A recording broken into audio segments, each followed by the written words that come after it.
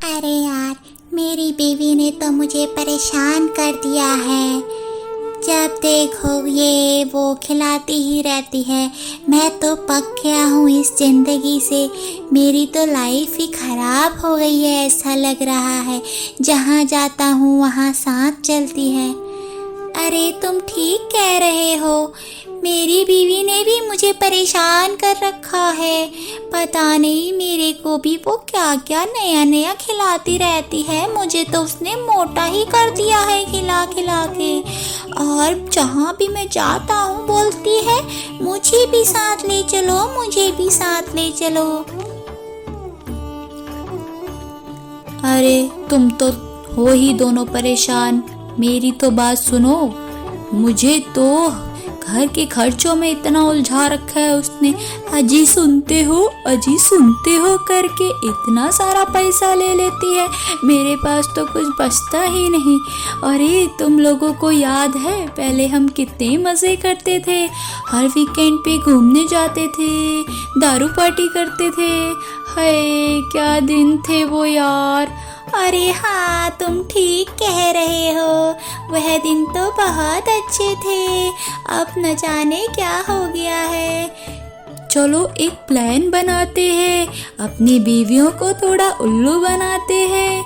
ऐसा करते हैं, कल हम सब रात को नदी के किनारे पार्टी करने चलते हैं। उनको कोई खबर भी नहीं होगी। हम बोलेंगे हमें मिट्ठू महाराज ने बुलाया है और वह तो हमारी बात चुटकियों में मान जाती है।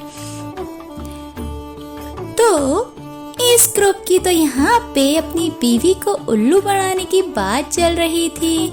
जो मंत्री होता है वह सारी बात सुन लेता है और मंत्री को देने चला जाता है यही ताजा ताजा खबर। पर यहाँ अभी इस ग्रुप में आते हैं, जरा देखो तो ये क्या बोलते हैं आगे। अरे हाँ, ऐसा करेंगे सब अपनी बीवियों को यही बात बोलना सेम कि मिट्ठू महाराज ने बुलाया है और हम आएंगे और ये मजे से दारू पार्टी करेंगे रात भर। ये मजा आएगा, बहुत मजा आएगा। हम कितने सालों बाद ऐसी पार्टी करेंगे, हमने तो कब से नहीं की। चलो चलो अभी घर चलते हैं, थोड़ा बीवियों को पटाते हैं, तभी तो अच्छे से मानेंगी। पर इनको तो लगा कि इनका प्लान सक्सेसफुल हो जाएगा, पर बनाया तो इतनी अच्छी तरीके से है, होना तो बनता है ना। पर ये क्या, वहाँ मिट्ठू के मंत्री ने सारी बात मिट्ठू को बता दी। आगे आगे देखो होता है क्या। अरे मिट्ठू महाराज, आपको पता है यह गांव की सारी बीवियां अपने पतियों को कितना प्यार करती है। सबको नया नया ताजा ताजा खाना, नए नए पकवान बना के खिलाती है। पर उनके पतियों को तो उनकी कोई परवाह ही नहीं है। अपने कानों से सुन के आया हूँ, सारे पतियों ने कल रात का नदी के किनारे पार्टी का प्लान बनाया है। और सच बोलने से नहीं, झूठ बोल के सब लोग जाएंगे। बोल रहे थे दारू पार्टी करेंगे, अपनी बीवियों से झूठ बोल कर आएंगे। वह लोग अपनी बीवियों से बहुत तंग आ चुके हैं, पर बेचारी उन सब की बीवियां उनसे बहुत प्यार करती हैं। अच्छा, तो यह चल रहा है मेरे गांव में।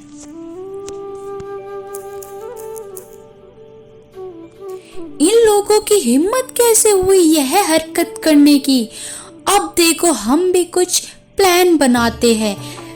मंत्री, हाँ जी सरकार। सुनो, सबकी बीवियों को न्योता दो, अभी के अभी तुरंत बुलाओ सबको।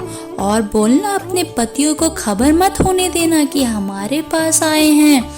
ओके सरकार, अभी बुला के लाता हूँ सबको।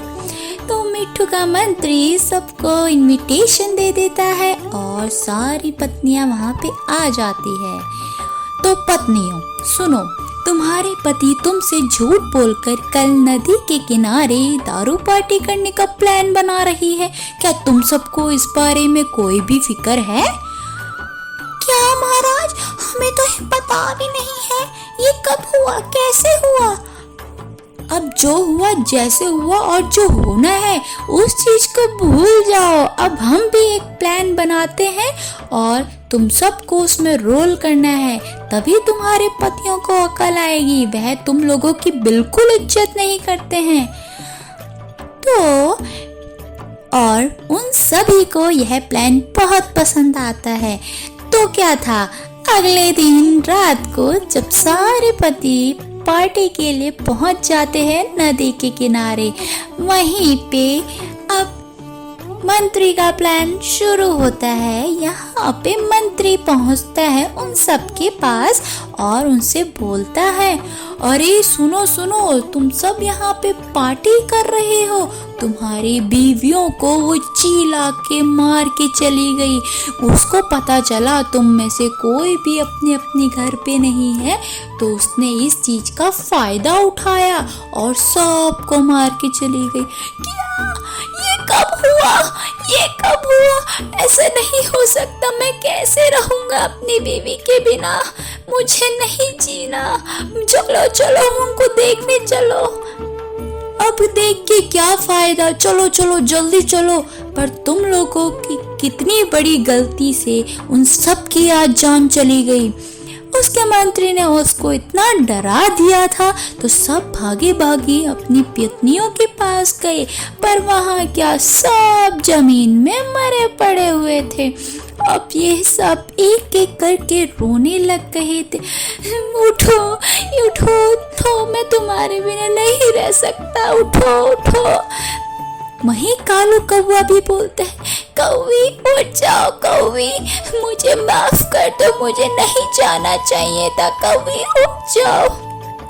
सभी ऐसे गिड़गिड़ाते हैं और इतने में महाराज आ जाते हैं और बोलते हैं, यह सब तुम लोगों की करतूत से हुआ है। अगर तुम लोग अपनी बीवियों को इतनी रात को अकेले छोड़ के नहीं जाते तो आज ये सब जिंदा होते। अपने परिवार के साथ धोखा करके तुम लोग दारू पार्टी करने के लिए गए। यह बहुत ही गलत किया तुम लोगों ने, इन सब के जिम्मेदार तुम लोग हो। मुझे हमें माफ कर दीजिए, हमारी गलती है, हमने बहुत बड़ी गलती की। हमें अपने बच्चों और बीवियों को छोड़ के नहीं जाना चाहिए था। हम क्या करें, हम इनको कैसे जिंदा करें? उन सबको अपनी गलतियों का एहसास हो जाता है। इतने में सारी बीवियां खड़ी हो जाती हैं और वह सब देख के बहुत खुश होते हैं। बीवियां बोलती, यह सब हमने तुम्हारे को अक्ल दिखाने के लिए किया था।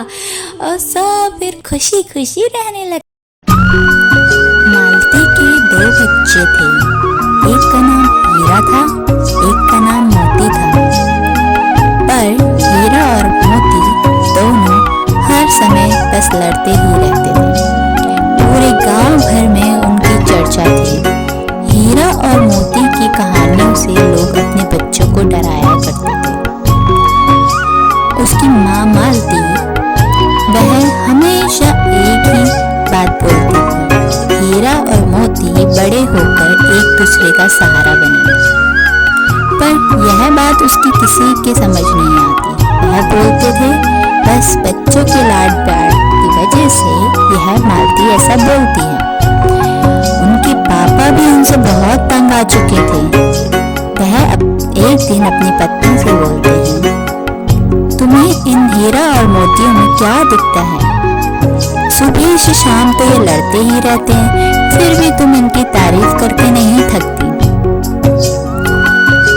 आपको नहीं पता, पर मेरे को पूरा विश्वास है, एक दिन यह दोनों एक दूसरे का साथ देंगे और एक दूसरे का सहारा बनेंगे। वक्त आने पे सब पता चल जाएगा। मैं तो इन दोनों बच्चों से तंग आ गया हूँ, पर तुम्हें तो इनसे फर्क ही नहीं पड़ता। तुम तो इसको इतना ही लाड प्यार करती हो जैसे कि यह दोनों कितने नॉर्मल हैं। अरे आप उनकी चिंता मत कीजिए, वह सही हो जाएंगे। बस मुझे उस समय का इंतजार है जब इन दोनों को अकल आ जाएगी। उनकी बात ऐसे ही चलती है और दिन पर दिन हीरा मोतियों की लड़ाई तो बहुत बढ़ती जाती है। गाँव वाले अपने बच्चों को कहकर डराते थे, तुम जान से शैतानी करोगी तो मैं तुम्हें हीरा मोती की तरह भाई ला के दूंगी, देख लेना। नहीं नहीं मम्मी, मैं अच्छे से काम करूंगा, शैतानी नहीं करूंगा, और मुझे हीरा मोती की तरह भाई नहीं चाहिए। हाँ, अब आई ना अक्ल तुमको। पूरे गांव भर में ऐसे ही उन दोनों की चर्चा थी। लोग अपने बच्चों को डराते रहते थे। अब समय के साथ साथ हीरा मोती की मम्मी बूढ़ी हो जाती है और वह मर जाती है। पर जिस दिन वह मरती है उस दिन भी हीरा मोती लड़ाई करते रहते हैं। उसके पापा उसी दिन तय कर लेते हैं कि अब इन दोनों को अलग कर देना चाहिए। यह न हमें जीने देंगे न खुद चैन से जिएंगे। उसके पापा हीरा मोती की शादी करवा देते हैं और हीरा के एक भी बालक नहीं होता, पर मोती के 4 बच्चे हो जाते हैं। और उन दोनों के बीच का प्यार अब देखने को मिल रहा था। पर वह जो काम करते थे बहुत छुप छुप के करते थे, किसी को कानो कान खबर नहीं होती थी। एक दिन मोती की बीवी ने कहा, आप जब हीरा भैया के घर जाते हो तो हमारा अनाज कम हो जाता है, पर जब आप उनके घर से वापस आते हो तो अनाज फिर से उतना ही हो जाता है। मुझे तो यह बात समझ नहीं आई। मोती बोलता है, तुम्हें यह नहीं पता, पर है तो वो मेरे बड़े भैया। आने वाले समय में उन्हें अनाज की सख्त जरूरत हो सकती है। हम दोनों एक दूसरे का ही तो सहारा है। मुझे उनकी मदद करने में खुशी मिलती है और मैं कुछ बोरियां अनाज की बाहर रख के आ जाता हूँ। पर यही सारी प्रक्रिया हीरा भैया भी करते थे। वह भी महीने का कुछ बचा हुआ राशन मोती के घर रख के आ जाते थे, पर दोनों भाइयों को खबर नहीं थी कि ऐसा हो रहा है। एक दिन उन दोनों के पापा उनकी निगरानी रखते हैं और बोलते हैं, मुझे इन दोनों का पता लगाना पड़ेगा। यह दोनों आखिर जाते कहाँ हैं? उन दोनों के पापा ने उनका कम से कम 5 दिन निगरानी रखने के बाद उन्हें पता चलता है कि यह दोनों भाई अब एक दूसरे के लिए अनाज के दाने इकट्ठा करते थे। एक उसके घर में रख के आता था, दूसरा उसके घर में रख के आता था, पर इन दोनों को यह खबर नहीं थी। अब एक दिन उसके पापा उन दोनों को बीच रास्ते में पकड़ लेते हैं और पूछते हैं, बच्चों आखिर तुम ऐसा क्यों कर रहे हो? तुम तो हमेशा लड़ते रहते थे। हीरा और मोती बोलते हैं, पापा हम चाहे जितना भी लड़ लें, पर हर दुख में हर सुख में हम दोनों एक दूसरे का साथ नहीं छोड़ेंगे। यह बात जैसे ही गांव वालों को पता चलती है, फिर वह उन दोनों के गुणगान गा के अपने बच्चों को उनकी कहानियां सुनाने लगते हैं। ऐसे ही बनी ये हीरा और मोती की कहानी। उम्मीद है आप सभी को यह